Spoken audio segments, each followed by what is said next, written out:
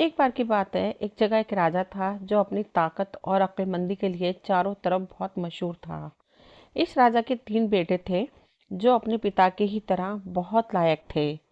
वे बहादुर तो थे, वे चतुर थे और सुंदर थे, और वे अक्लमंद भी थे। एक दिन अपना वारिस चुनने के लिए राजा ने अपने वजीरों को बुलाया और उनसे इस मामले में सलाह मांगी कि उसके तीनों बेटों में से किसे उसका वारिस बनाया जाए।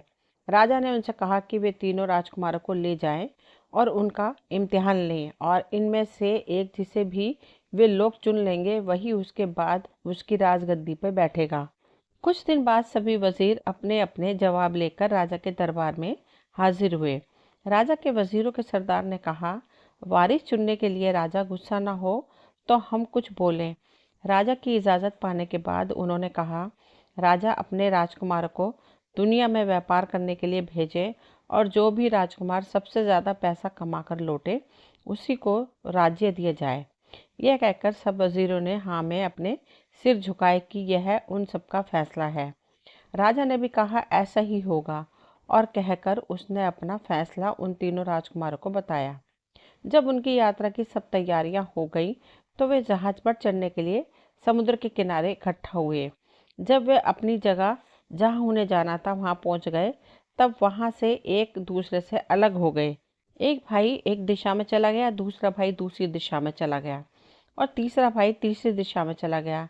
पर जाने से पहले उन्होंने एक निश्चित समय पर उसी जगह मिलने का वादा किया जहां वे लोग अलग हुए थे। दोनों बड़े भाइयों ने अपने पैसे से खूब व्यापार किया, उससे खूब पैसा कमाया, पर तीसरा भाई समुद्र के किनारे ही घूमता रहा। वह कभी यहाँ अपना डेरा डाल लेता, कभी वहाँ अपना डेरा डाल लेता। जैसे भी उसे अच्छा लगता वह यही सोचता रहता कि वह अपने पैसों का क्या करे। एक दिन उसे एक साधु मिला। वह साधु उसके साथ 3 दिन तक ठहरा। राजकुमार ने बड़े प्रेम और इज्जत के साथ उसे अपने पास ठहराया। वह राजकुमार के खातिरदारी से इतना प्रभावित हुआ कि उसने उसे बदले में कुछ इनाम देने की सोची। साधु बोला, मैं तुम्हारे सरल स्वभाव और भलाई से बहुत खुश हूँ। तुम मुझे अपना नाम बताओ और यह भी बताओ कि तुम कहाँ से आए हो और कहाँ जा रहे हो। राजकुमार ने उसे सब कुछ बता दिया। तो साधु बोला, मैं समझ गया, तुम यहीं रुको, यहाँ से आगे कहीं नहीं जाना जब तक तुम्हारे भाई यहाँ नहीं आ जाते। तुम अपने नौकरों को शहर भेजकर जितनी मक्का खरीद सकते हो खरीदने के लिए बोल दो, और जब वह मक्का ले आए तो उसमें से कुछ मक्का रोज समुद्र में फेंकते रहना जब तक कि वह पूरी खत्म ना हो जाए। उसके बाद तुम कुछ समय तक इंतजार करना, तुम्हें बहुत सारी पैदावार हाथ लगेगी। ऐसा कहकर साधु ने राजकुमार को आशीर्वाद दिया और वहां से चला गया। राजकुमार ने उस साधु के कहे अनुसार ही किया। उसने शहर से बहुत सारी मक्का खरीदी और उसे अपने डेरे के पास इकट्ठा कर ली। फिर वह उसमें से एक माप मक्का करीब करीब 6 महीने तक रोज समुद्र में फेंकता रहा। जब तक उसका सारा मक्का खत्म न हो गया, उसने सोचा अब मुझे इसका इनाम मिलेगा। उसने बहुत दिनों तक इंतजार किया पर कुछ भी नहीं हुआ। उसने सोचा, लगता है कि वह साधु मुझे धोखा दे के गया है। मैं तो बर्बाद ही हो गया। मैं इतना बेवकूफ़ क्यों हो गया कि मैंने उसकी ये बेकार की सलाह सुनी। जब मेरे पिता और भाइयों को यह पता चलेगा कि मैंने अपना सारा पैसा समुद्र में फेंक दिया है तो वे क्या कहेंगे? मेरे वे मेरे ऊपर कितना हंसेंगे। मैं तो उन्हें कभी अपना चेहरा दिखाने लायक भी नहीं रहा। उफ, अब मुझे किसी दूसरे देश चले जाना चाहिए। परसों मैं यह जगह छोड़कर किसी और देश चला जाऊंगा। मैं अब यह शापित जगह छोड़ दूंगा। यह जगह ठीक नहीं है। उसने अपना यह इरादा अपने लोगों को बताया तो उसके लोगों ने वह जगह छोड़ने की तैयारी कर ली। जब सब कुछ तैयार हो गया और वे वहां से चलने ही वाले थे कि अचानक ये घटना घटी। जो मक्का राजकुमार ने समुद्र में फेंकी थी उसे एक बड़ी मछली खा गई थी। अब मक्का फेंकने की यह खबर चारों तरफ फैली तो उस जगह पर बहुत सारी मछलियां मक्का खाने के लिए आकर इकट्ठी हो गईं। उन मछलियों के साथ उनका राजा भी था। मछलियों के राजा ने मछलियों से पूछा, अरे क्या हुआ? हम लोगों को पिछले 6 महीने से मक्का खाने को मिल रही थी और अब कई दिनों से हमारे पास खाने के लिए कुछ भी नहीं है। क्या राजकुमार को उसकी अच्छाइयों का इनाम मिला? मछलियों ने कहा, नहीं, ऐसा करने का तो कोई आदेश हमें नहीं मिला। मछलियों का राजा बोला, तो तुम सब राजकुमार के पास तुरंत जाओ और हर एक अपने साथ एक एक लाल लेती जाओ और उसे वे लाल देकर कहना कि वे अपना काम फिर से शुरू कर दे। सारी मछलियां एक एक लाल लेकर राजकुमार के पास गई जहां वह खड़ा था, और वे लाल उन्होंने राजकुमार के पैरों के पास ले जाकर डाल दिए। इसके बाद वे दुखी होकर समुद्र की तरफ जाने लगीं। इस सबसे जोर जोर की आवाज आई तो राजकुमार का ध्यान उधर घूमा तो उसने देखा कि समुद्र के रेत पर तो असंख्य लाल पड़े हुए हैं। उसके मुंह से निकला, मैं भी कितना नीच आदमी हूँ, मुझे यह इनाम किस लिए मिल रहा है? मेरे जरा से विश्वास का इतना बड़ा इनाम तो नहीं हो सकता। यह कहकर उसने अपने वहां से जाने के सारे इंतजाम रुकवा दिए और कहा, मैं यहीं रहूंगा जब तक मेरे भाई यहाँ वापस आते हैं। हमारे तंबू फिर से गाड़ दिए जाए। यह आदेश पाते ही राजकुमार के तंबू फिर से गाड़ दिए गए और राजकुमार के नौकरों का सरदार समुद्र की रेत में से लाल बीनने चला गया जो मछलियों के किनारे पर डाल गई थी। राजकुमार ने उसे सावधान किया और कहा कि यह बात शहर के या किसी और आदमी को मालूम नहीं होनी चाहिए। कोई भी आदमी इस बात को किसी से न कहे, यहाँ तक कि मेरे भाइयों को भी यह बात पता न चलनी चाहिए।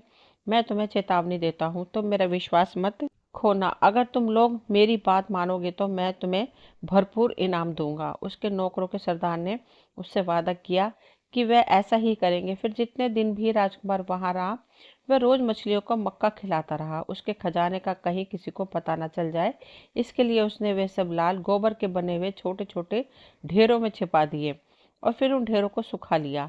कुछ समय बाद उन लोगों के जाने का समय आया ताकि वे उस जगह पहुंच सके जहां उन तीनों भाइयों ने मिलने का वादा किया था। यह तीसरा राजकुमार अपने समय का इतना पक्का था कि वह उस तय की हुई जगह पर अपने भाइयों से एक दो दिन पहले ही पहुंच गया।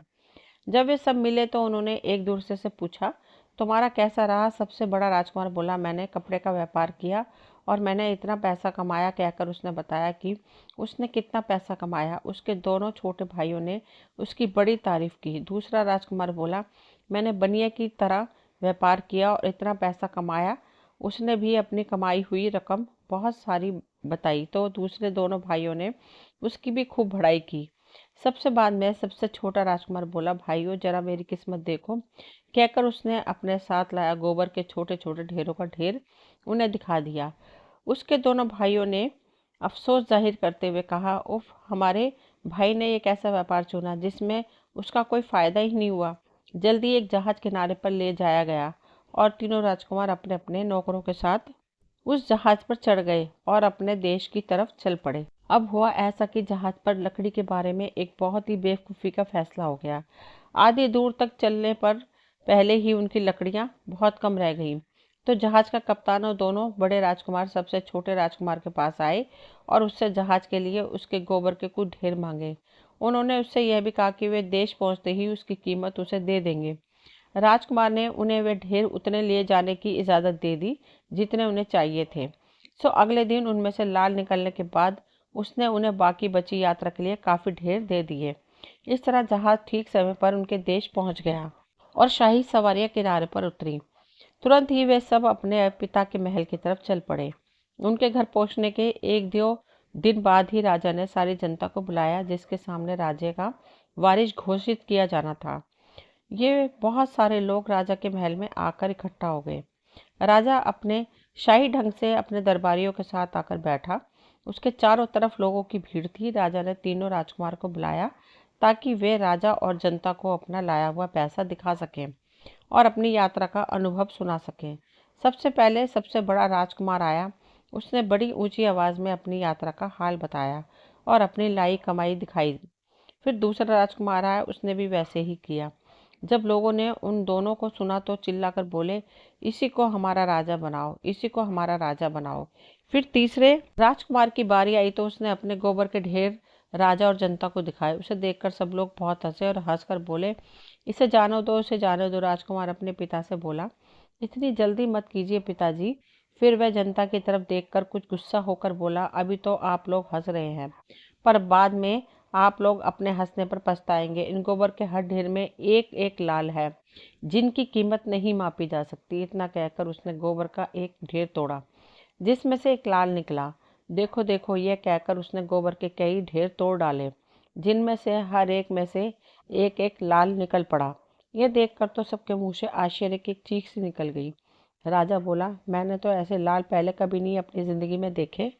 यह ठीक कहता है, इन लालों की कीमत नहीं आंकी जा सकती। मेरे सबसे छोटे बेटे के पास मेरे और मेरे दोनों बड़े बेटों के सबके पैसों से मिलाकर भी ज्यादा पैसे हैं।